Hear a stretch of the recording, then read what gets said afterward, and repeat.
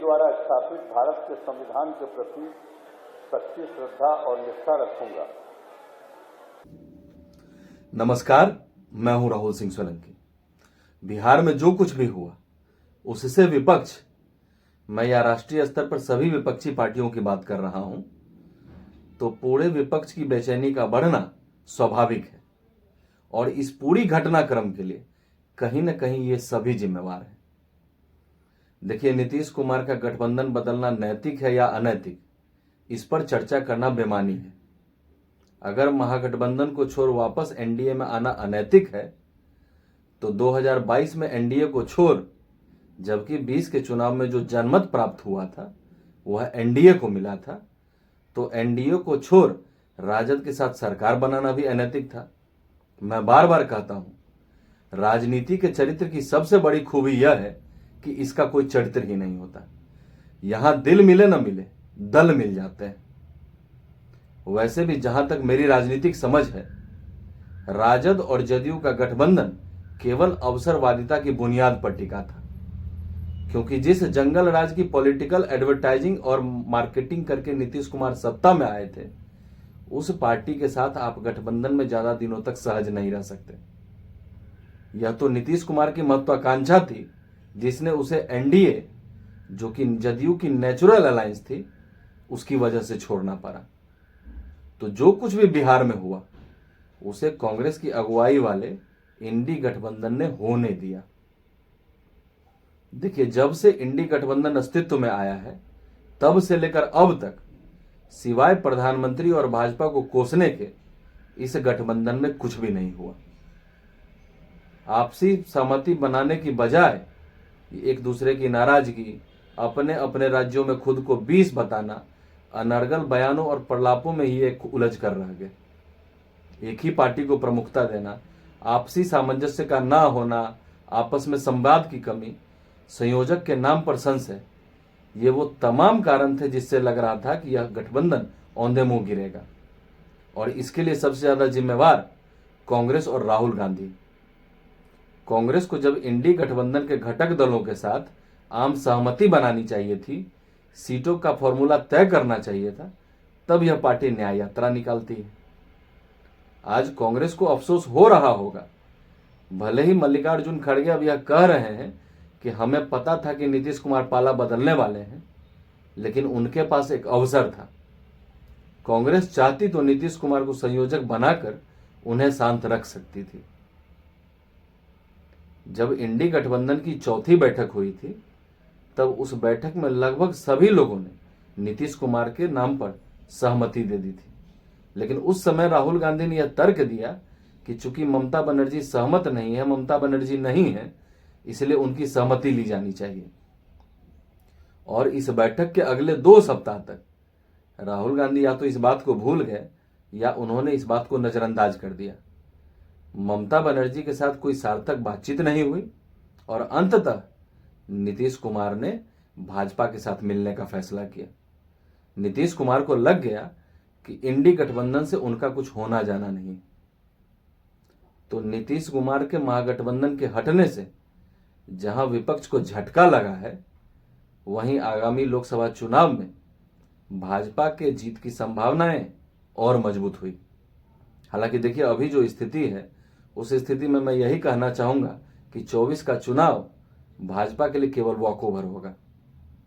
लेकिन भाजपा ने केवल अपने आप को आश्वस्त करने के लिए नीतीश कुमार को अपनी ओर लाकर उसने कांग्रेस के नेतृत्व वाले इंडी गठबंधन की जो थोड़ी बहुत भी संभावना थी, हालांकि कोई संभावना थी नहीं, लग ही नहीं रहा था कि इंडी गठबंधन भाजपा को टक्कर दे पाएगी, लेकिन जो कुछ भी संभावना थी उसे भाजपा ने ध्वस्त कर दिया।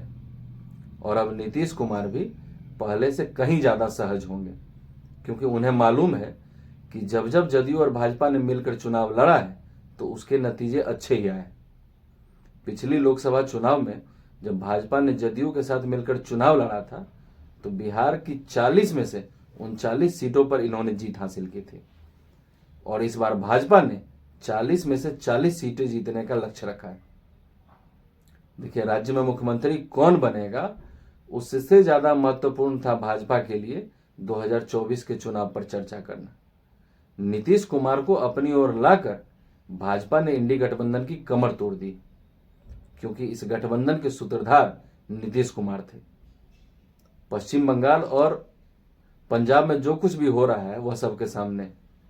हालांकि तृणमूल कांग्रेस और आम आदमी पार्टी अभी भी इंडी गठबंधन में, लेकिन इससे हास्यास्पद बात क्या हो सकती है कि हम गठबंधन में भी हैं और हम आपको लोकसभा चुनाव में सीट भी ना दें। तो कुल मिलाकर विपक्षी एकता की बात करना जितना आसान है, करना उतना ही कठिन। कांग्रेस कहती है कि तृणमूल कांग्रेस उसकी प्रमुख सहयोगी है, उसके बिना गठबंधन की कल्पना नहीं की जा सकती। और ममता बनर्जी अकेले चुनाव लड़ने की घोषणा करती। पंजाब के मुख्यमंत्री भगवंत मान 13 सीटों पर अकेले उतरने की घोषणा करते हैं। अखिलेश यादव उत्तर प्रदेश में कांग्रेस के लिए मात्र 11 सीटें छोड़ते हैं। तो नीतीश कुमार, ममता बनर्जी, भगवंत मान, अखिलेश यादव, इन सभी की घोषणाओं से यह साफ हो चुका है कि विपक्षी एकता का कुनबा अब बिखरने को है। देखिए, भारतीय राजनीति के इतिहास में और लोकतांत्रिक राजनीति में वही गठबंधन टिकाऊ हुआ है जो किसी कार्यक्रम और सिद्धांत के बुनियाद पर बनाए गए हैं। व्यक्ति विरोध पर बनने वाले गठबंधन टिकाऊ नहीं होते। इंडी गठबंधन में पेच सिर्फ सीटों का बंटवारा का नहीं है, बल्कि अब इनके अपने अपने राज्यों में विपक्षी पार्टियों से संतुलन बनाने की भी समस्या है। अब आप देखिए, इंडी गठबंधन में कांग्रेस, आम आदमी पार्टी, तृणमूल कांग्रेस, वाम मोर्चा, ये सभी एक साथ हैं, जबकि पंजाब और बंगाल में आम आदमी पार्टी और कांग्रेस, तृणमूल कांग्रेस और वाम दल विरोधी पार्टियां हैं। केरल में लेफ्ट के साथ भी कांग्रेस की वही हालत है। तो समस्या यह है कि राष्ट्रीय स्तर पर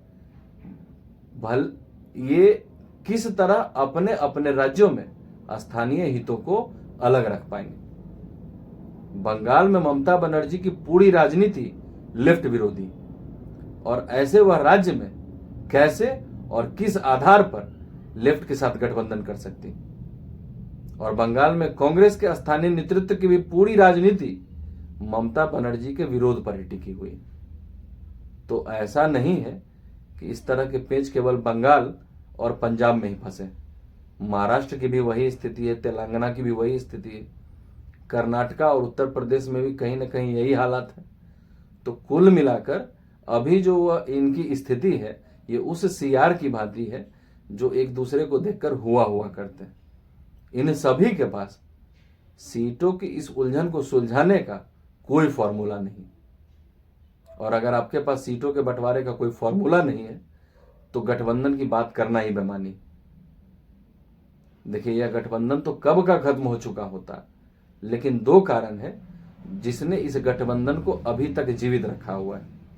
पहला, कि जितने भी पार्टियां हैं सबको पता है कि चुनाव में उनकी स्थिति क्या होने वाली है। दूसरा, अधिकांश विपक्षी नेता यह जानते हैं कि राहुल गांधी 2024 में प्रधानमंत्री नहीं बनेंगे, यानी वह प्रधानमंत्री के उम्मीदवार नहीं है। तो विपक्षी दलों को यह लगता है कहीं कुछ ऐसी अनहोनी हो जाए कि विपक्ष को बहुमत मिल जाए और उस परिस्थिति में प्रधानमंत्री का पद किसी क्षेत्रीय नेता को मिले।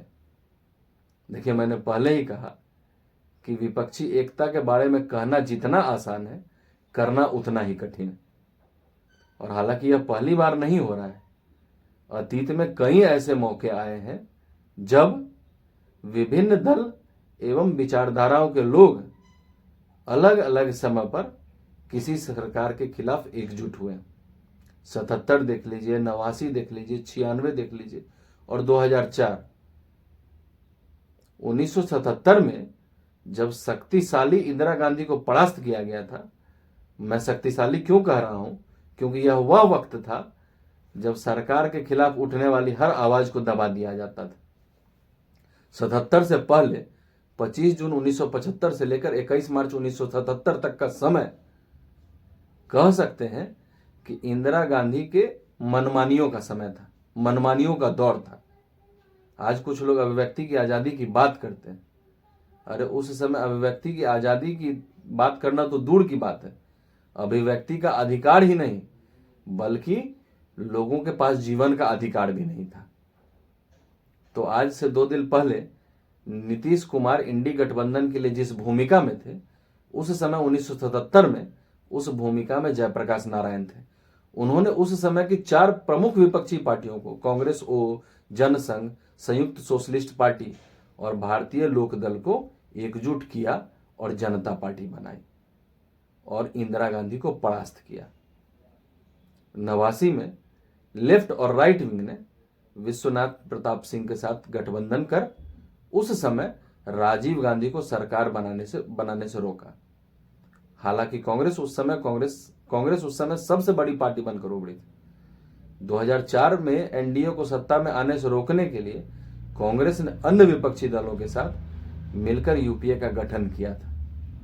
तो यह इतिहास रहा है कि जब जब विपक्षी पार्टियों पर संकट आया है तब तब वे एक हुए। अब जबकि अप्रैल और मई में चुनाव होने को है तो आज का विपक्ष ताज के पत्ते की तरह ढह रहा है। बिहार में जो कुछ भी हुआ है वह केवल टीजर है।